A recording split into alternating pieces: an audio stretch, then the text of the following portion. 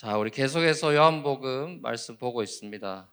생각의 균열이라는 제목으로 오늘 하나님의 말씀 함께 나누겠습니다.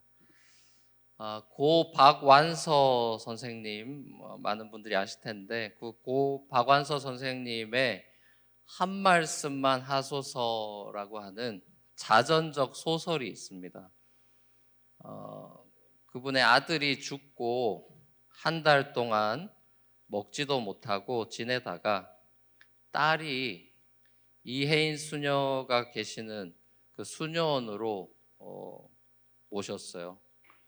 왜 흠이 하나도 없는 내 아들을 하나님이 데려가셨는가 하는 물음을 품고 매일을 사셨다고 합니다. 그러다가 어느 날 수녀들의 이야기를 엿듣게 됐습니다. 어느 수녀가 동생과 사이가 이렇게 안 좋았는데 생각을 바꿔서 본인이 잘해주니까 사이가 좋아지더라, 이런 얘기를 동료 수녀에게 나누는 걸 들은 거죠. 자, 이 이야기를 듣고 나서 이 박완서 선생도 왜 내 아들이라고 하나님이 데려가지 않으리라는 법이 있겠나 하는 생각을 하게 되었답니다. 그러니까 수녀들의 주고받는 이야기를 들은 것이 이분에게 일종의, 그분의 표현으로 치면 생각의 균열이 되었다, 이렇게 그 자전적 소설에 쓰고 있습니다. 우리가 이제 수많은 생각들을 하면서 살아가죠. 이 생각 저 생각 하면서 사는데 이 생각 저 생각들이 만나서 이제 또 다른 생각을 낳고 또 그 생각이 깊어지다가 그 생각이 염려와 걱정을 낳기도 합니다. 우리 머릿속이 이제 꼬여 있는 이 뇌 구조만큼이나 생각보다 복잡하죠. 또 때론 우리 수많은 생각들이 우리의 이 정신을 병들게도 합니다, 현대인들에게. 그런데 우리의 수많은 생각들 가운데 제일 중요한 생각이 뭐겠습니까? 하루에도 엄청나게 많은 생각들을 하고 사는데 그 생각, 수많은 생각들 가운데 제일 중요한 생각이 뭐겠습니까? 창조주에 대한 생각, 구원주에 대한 생각이겠죠. 에덴 동산 한가운데 생명나무랑 선악과 나무가 있는 이유이기도 합니다. 복잡다단하고 피곤하고 수고가 많은 우리 삶 가운데 하나님께서 여전히 지금도 함께하고 계시죠. 그리고 하나님은 그의 아들 예수 그리스도를 이 땅에 보내셔서 이 사실을 온 세상 사람들에게 알리기를 원하셨습니다. 불안과 걱정과 염려에 쌓여 있는 사람들, 어둠에 짓눌린 사람들에게 진정한 생명과 희망을 주시기 위해서 이 땅에 빛으로 오셨습니다. 자, 그 빛은 제일 먼저 사람의 생각 속에 임하는 겁니다. 그 빛이 사람의 생각 속으로 침투해 들어오면 그 빛은 우리의 생각에 균열을 내게 됩니다. 우리의 생각이 달라지고 변하게 되죠. 우리가 믿고 있던 생각들, 가치관, 세계관, 이런 것들의 균열이 생겨납니다. 내가 맞다고 생각했던 것들이 틀린 거구나. 내가 옳다고 믿었던 것이 거짓이고 속임수였구나 깨닫게 됩니다. 예를 들면 이런 겁니다. 돈이 많으면 행복하다라는 생각, 좋은 직장에 가야 성공한 거다라는 생각, 정직하게 살면 나만 손해라는 생각, 세상의 불의함이 정치 지도자들 때문이라는 생각, 우리가 쉽게 빠져드는 생각의 함정들이요, 골목길들입니다. 이런 생각들이 이제 점차 굳어지면 우리는 그 생각의 지배를 받게 되고 그것이 일종의 프레임이 되고 세계관이 돼서 기승전 돈이 되거나 기승전 성공이 되거나 기승전 불만이 되거나 기승전 정치가 됩니다. 생각이 굳어져서 확신에 이르게 되면 그 생각이 바뀐다는 것은 정말이지 힘겨운 일이 됩니다. 기독교 신앙이라고 하는 것도 마찬가지입니다. 우리가 믿는다는 것은 감정이 아니라 생각에서부터 기인하는 것입니다. 그래서 우리의 신앙은 말씀에 기초하고 있는 것이죠.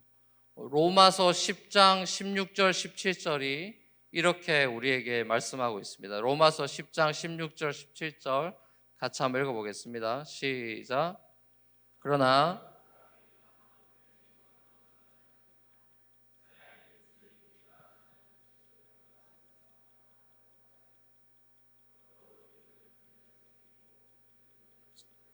말씀에서 비롯돼 믿음이 말씀에서 비롯됩니다.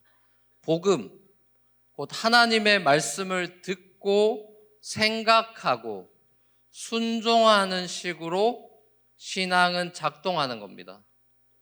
그러니까 맹목적인 순종도 아니고 감정적인 흥분도 아니고 생각이 새로워져서 순종의 삶을 살아가는 것이 신앙입니다.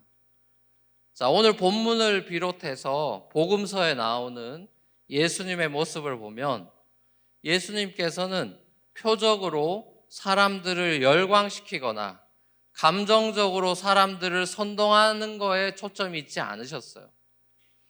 철저하게 하나님께서 입에 담아주신 말씀만 내가 한다고 요한복음에서도 계속 강조하는 걸 봅니다. 예수님의 모든 행동은 철저하게 하나님 아버지의 말씀에 기초하고 있고 그 말씀을 응하게 하시려고, 영어로는 fulfill이라 그러죠. 그 말씀을 fulfill하시고 완성하시고 이루시려고, 다시 말하면 순종하시려고 본을 보이신 겁니다. 신앙이라는 것은 결국 하나님의 말씀에 순종하느냐 아니냐로 결판 난다는 것을 보여준 거죠. 바리새인들은 하나님의 말씀에 순종하지 않고 또 예수님의 말씀에는 순종은커녕 아주 강한 거부 반응을 보였습니다. 이 사람들은 율법의 정신, 곧 하나님의 진정한 그 마음의 생각들을 읽지 못했습니다. 십계명의 참 뜻을 제대로 이해하지 못했죠. 십계명과 율법을 다른 사람을 정죄하는 법으로만 여기고 모든 것을 법대로 하려고만 했습니다. 법의 정신을 놓쳤죠. 법의 정신이 뭡니까? 법의 정신인 생명과 이 사랑의 정신이 없이 그저 법을 문자적으로 기계적으로 적용하고 있었던 것입니다. 안식일 법이라든지 11조라든지 또 간음이라든지 신성모독이라든지 이 모든 것을 법적으로만 따지고 들었지 그 법이 가리키고 있는 진정한 뜻은 생각하며 살지 못했습니다. 자, 예수님이 그래서 이 사람들한테 하나님의 뜻을 가르쳐 주시려고 일부러 안식일에 병자를 고치셨고 간음한 여인을 용서해 주셨고 나사로도 죽은 다음에 일부러 다시 살려주신 것입니다. 예수님의 모든 행동들은 율법의 진짜 정신인 긍휼과 자비를 이 서기관과 바리새인들을 비롯한 모든 유대인들한테 가르쳐 주시려고 그렇게 행동을 하신 겁니다. 자, 그런데 바리새인들은 자신들의 생각의 틀에 고정되어 있어서 예수님의 그 파격적인 말과 행동들을 도저히 받아들일 수가 없었습니다. 무엇보다 예수님께서 요한복음에서 자주 주장하시는 하나님에 대한 이 아버지라는 표현은 바리새인들의 마음을 너무너무 불쾌하게 만들었습니다. 왜냐하면 이 당시에는 유대인들 중에 단 한 사람도 하나님을 아버지로 부른 적이 없습니다. 예수님이 주기도문에서 제자들에게 하나님에 대한 호칭으로 하늘에 계신 우리 아버지로 가르쳐 주셨죠. 그러니까 친밀한 관계를 원하시는 하나님의 아버지의 그 진짜 마음을 보여주신 겁니다. 특별히 예수님은 하나님의 말씀을 받은 사람들이 신과 같다라고 표현한 시편 82편의 말씀을 인용하시면서 하물며 하나님께서 직접 보내신 본인 자신이 내가 하나님의 아들이다, 신의 아들이다 라고 말하는 것에 대해서 신성모독이라고 너희가 말할 수 없다라고 주장을 하신 겁니다. 자, 결국 예수님께서는 복음서에서 무수히 많은 구약의 말씀들을 인용하시면서 본인은 구약의 말씀을 다 이루기 위해서 이 땅에 오셨다고 주장하셨고, 본인 자신의 영광을 위해서 본인 뜻대로 행동하고 있는 게 아니라 하나님 아버지의 영광을 위해서 아버지의 뜻대로 행동하고 있다고 여러 번 재차 강조하셨습니다. 자, 그래서 정 나를 못 믿겠거든, 내가 하는 아버지의 이 일들, 사역을 보고 믿으라고까지 이야기를 하셨죠.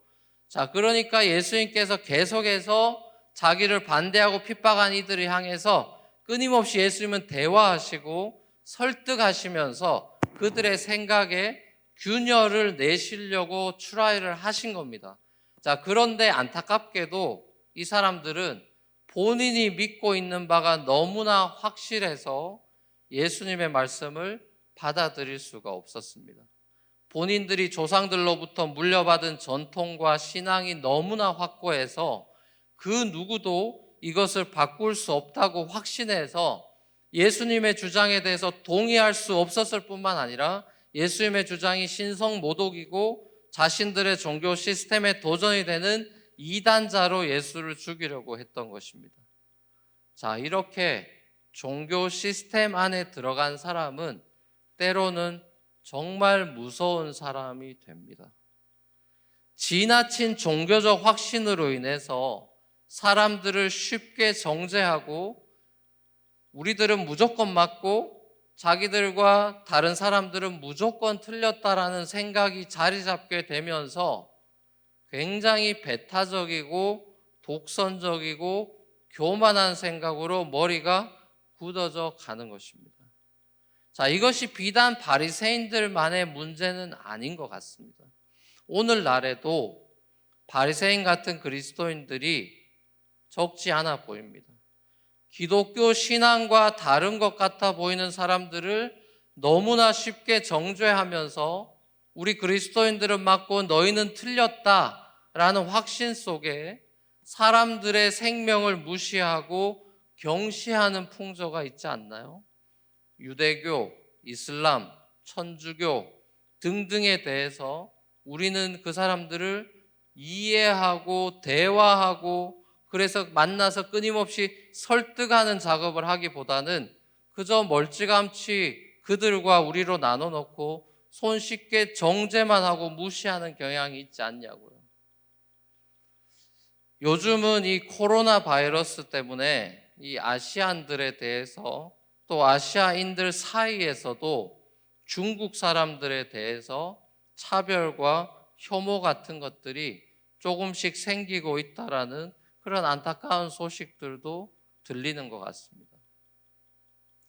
얼마 전에 이 아카데미 사관왕이라는 쾌거를 거둔 영화 기생충, 그것도 보면은 지하, 반지하, 지상으로 나누어진 그 인간 계급에 대한 신랄한 비판을 통해서 자본주의 시스템 안에서 생각이 길들여져 살아가는 우리의 삶을 다시 한번 돌아보게 한 거죠.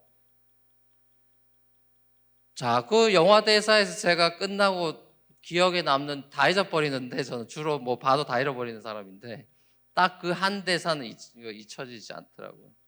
그 대사가 뭐냐 하면은 그 부잣집 주인공이 저 뒤에 멋진 차 뒤에 앉아가지고 하는 말이 자꾸만 선을 넘으려고 하네. 그래요.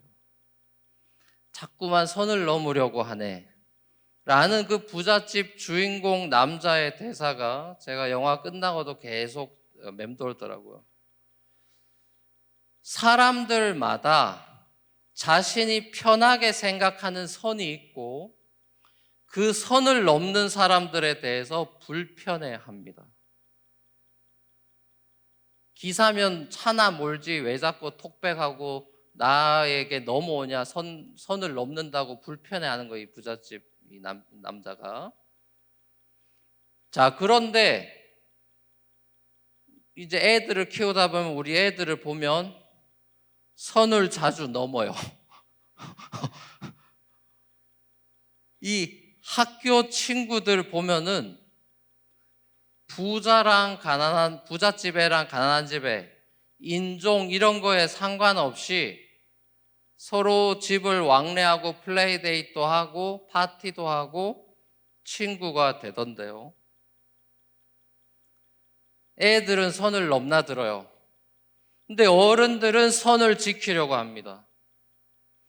유대인들은 사마리아 땅으로 넘어가는 선을 지키려고 하고, 사마리아인들은 유대 땅으로 선을 넘어 들어오는 것을 이 유대인들이 너무 싫어했습니다. 복음의 가장 큰 특징이 뭡니까, 여러분? 복음의 가장 큰 특징은 선을 넘는 것입니다. 예수님이 하늘과 땅의 경계를 허물고 하늘의 선을 넘어서 이 땅에 들어오신 겁니다.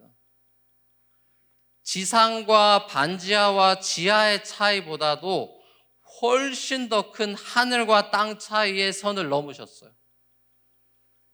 복음은 모든 장벽을 허물고 세상을 다시금 하나로 에덴 동산으로 하나님의 평화의 나라로 만드는 것이 복음이죠. 실제로 예수 십자가 사건 때 성전 휘장이 이제 찢어져서 하나님과 우리 사이에 선이 없어졌어요.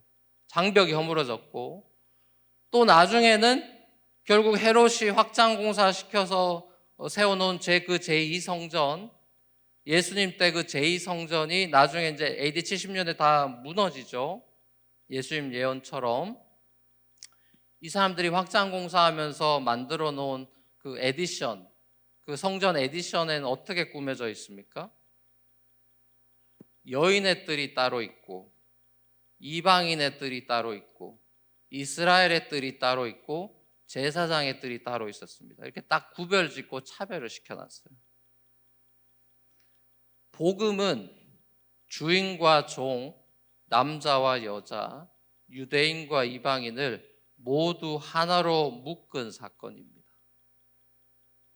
자, 그런데 우리는 예수님의 복음을 나만 특별한 것, 명품, 희귀 아이템을 내가 소유하고 있는 사람인 것처럼 착각해서 마치 예수님 때 나는 특별하고 특별히 선택받은 사람이고 너희 이방인들은 구원받지 못한 불쌍한 것들이라는 그런 멘탈리티에 사로잡혀 있던 바리새인들처럼 오늘날 그리스도인들이 생각하고 행동하고 있지는 않냐고요. 복음은 나만 소유하는 소유물이 아니라 나를 통해 흘러가야 되는 유통물인데 말입니다. 복음은 소유하는 것이 아니라 살아가는 것입니다. 내가 복음을 가졌기 때문에 나는 무조건 천국에 간다라는 건 그런 어떤 자기 확신이 아니라 내가 하나님의 은혜로 복음을 깨닫고 믿었으니 이 은혜의 복음을 살아내다가 주님 앞에 서기를 소망하는 마음으로 하루하루를 살아가는 것이 진정한 그리스도인의 신앙의 모습인 거죠. 많은 그리스도인들의 신앙의 모습은 어떠합니까? 나는 복음을 알고 있고 그래서 나는 죽으면 천국 갈 수 있다 라는 이런 자기 확신만 있지, 내가 진짜 복음을 알고 있나? 내가 진짜 복음을 살고 있나? 하는 자기 의심은 하지 않고 그저 적당히 애매하게 종교 시스템 안에서, 교회 안에서 숨어서 우리 편이 맞아 라고만 말하고 교회 안에 우리와 세상 속의 저들을 나누면서 나는 no matter what 구원받았어 라는 자기 확신만 믿고 살아가고 있는 건 아닌지 우리 스스로의 생각을 돌아봐야 할 것입니다. 오늘 본문의 엔딩이 그것을 더 비비드하게 저는 보여준다고 생각합니다. 오늘 본문의 엔딩이 우리에게 무엇을 보여주느냐? 예수님께서 세례 요한이 세례 베풀던 곳 베다니 혹은 베레아로 가셨어요. 요한복음 1장으로 다시 돌아가는 장면입니다. 요한복음 1장에서 세례 요한이 예수님이 바로 하나님의 아들이다, 보라, 세상 죄를 지고 하나님의 어린 양이다, 이렇게 증언을 했던 사람이죠. 오늘 본문에서 이 베다니 사람들이 세례 요한이 특별히 보여준 기적이 없는데도 예수님에 대해서 증언하는 그의 말이 다 참이라고 믿었고, 그래서 이 사람들은 예수님을 믿게 됐다라는 게 오늘 본문의 결론이었죠.